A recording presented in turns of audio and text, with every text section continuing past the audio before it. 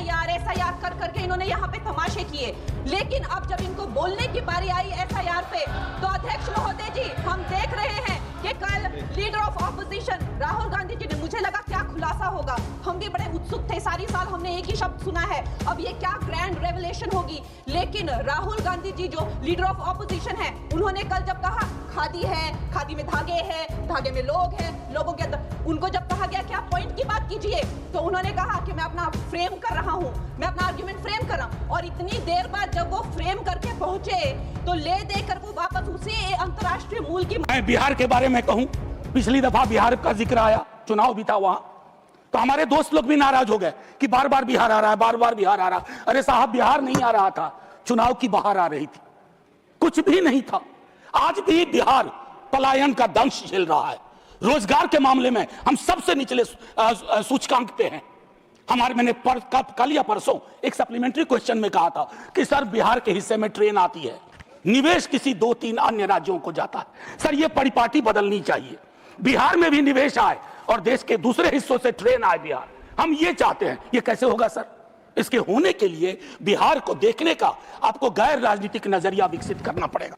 एक सवाल हम सब एक दूसरे से पूछें और सदन में सामूहिक रूप से पूछें कि बजट किसके लिए होता है। माननीय मंत्री महोदय, आपकी तवज्जो चाहूंगा, आप थोड़ा मेरी ओर देखेंगे तो मुझे अच्छा लगेगा।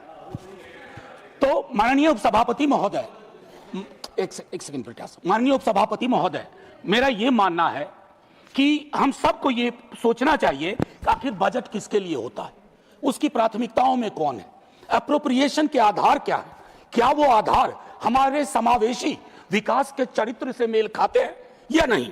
क्योंकि मुफलिसी हिस्से लताफत को मिटा देती है।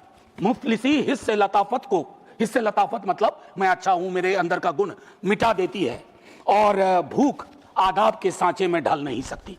तो शिकायत के लहजे में नहीं, कुछ सुझाव और कुछ उस दृष्टिकोण से अपनी बात रखूंगा।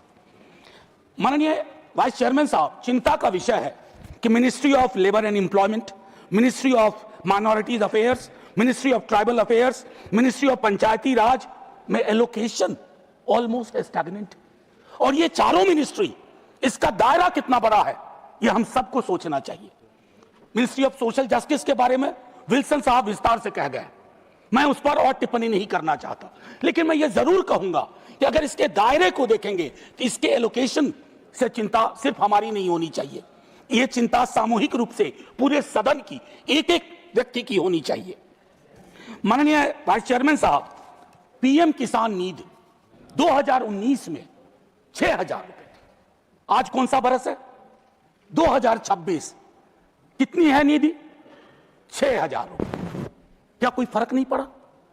क्या यह हमारी प्राथमिकताओं में नहीं होना चाहिए? सॉइल हेल्थ कार्ड, मैं चाहता हूं हर सांसद, लोकसभा और राज्यसभा का, सरकार को हकीकत बयान करे कि सॉइल हेल्थ कार्ड में करप्शन का क्या लेवल है। इनइफेक्टिव, लेकिन एक्सेप्टेंस नहीं है सर। डिनायल मोड में हम रहते हैं, डिप्लोमेसी में भी डिनायल मोड में रहते हैं। एक नैतिक विरासत जो भारतवर्ष की थी, हमने उसको छत विच्छत कर दिया। अरे कुछ नहीं, कम से कम 175 बच्चियां मारी गई थी, उसको तो कंडेम कर सकते थे, लेकिन उसके नतीजे में आज जो परेशानियां हम झेल रहे हैं वो हर व्यक्ति की परेशानी है, हर सरकार की परेशानी है, हर नागरिक की परेशानी है।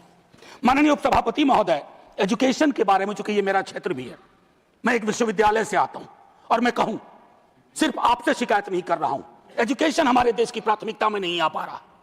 आजादी के बाद से कैसे विश्वगुरु बनेंगे, कैसे स्ट्रक्चर खड़ा करेंगे? हम सबका सर शर्म से झुक गया जब गलगोटिया वाली घटना हुई।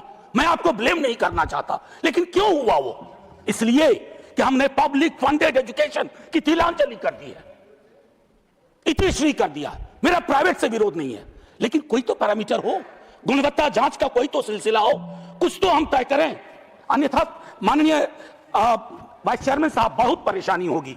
मैं नॉन नेट फेलोशिप, हम सब वाकिफ हैं, जब से शुरू हुआ आज तक उसमें कोई इंक्रीमेंट ही नहीं हुआ, बढ़ोतरी ही नहीं हुई। कैसे पढ़ेगा इंडिया भाई? हवा में कि कुछ आधार भी चाहिए।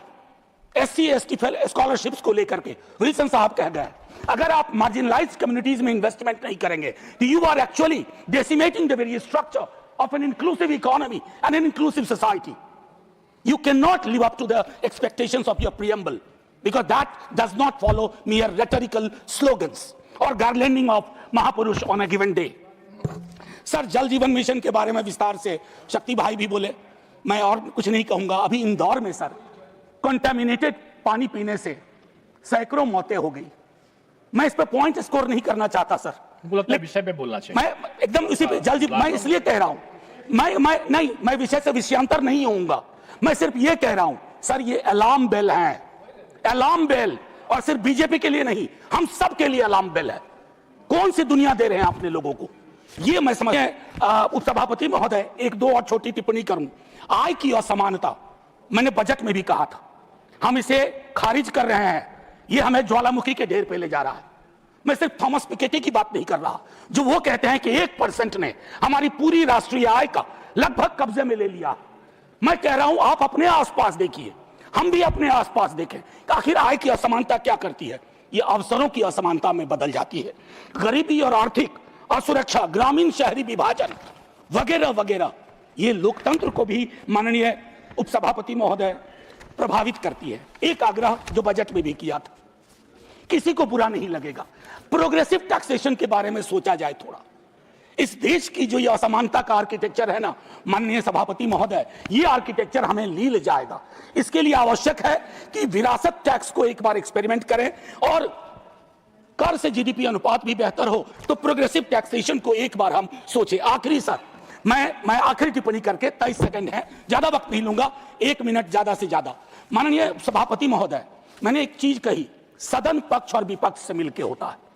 मैं कहता हूं पक्ष और विपक्ष बदलने वाली चीज है, आज ना बदले कल बदलेगा, लेकिन कुछ सरोकार साझा होने चाहिए और उनमें से उन सरोकारों को मैंने उसी दृष्टिकोण से आपके समक्ष रखा। अगर आज एलपीजी का संकट है तो उसको एंटिसिपेट करते हुए अप्रोप्रिएशन में उसका भी ध्यान रखना था। और जो बात मैंने कही कि हिंदुस्तान की डिप्लोमेसी की एक नैतिक विरासत है, हम उसको ना खोएं। गिग और प्लेटफॉर्म वर्कर्स इकोनॉमी का एक बड़ा हिस्सा, उनकी सोशल सिक्योरिटी को लेकर के एक ब्रॉड एंड आखिरी 30 सेकंड सर, समझ होनी चाहिए। और कभी कभी सरकार ये फैसले करती है ना, अपनी भी नीतियों को पलट देती है। 2019 और 2025 में माननीय सर्वोच्च न्यायालय का ऑब्जर्वेशन था कि सीएपीएफ की इनजस्टिस हो रही है। खुद जावड़ेकर साहब ने तब प्रेस कॉन्फ्रेंस की थी कैबिनेट के बिहाफ पे और कहा था ऐसा नहीं होने देंगे, लेकिन आज फिर से मैं समझता हूं सीएपीएफ को उनकी इनजस्टिस को ऑगमेंट करने की सिस्टमैटिक कोशिश